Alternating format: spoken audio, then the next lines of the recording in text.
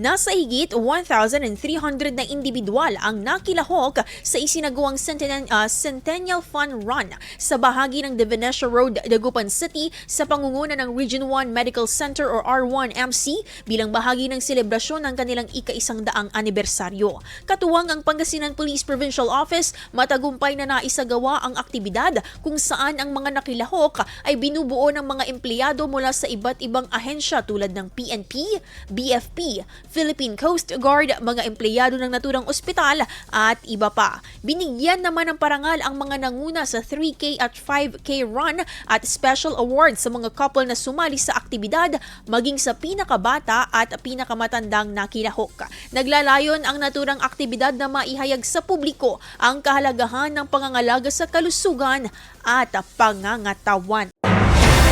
IFM News. IFM News. IFM News.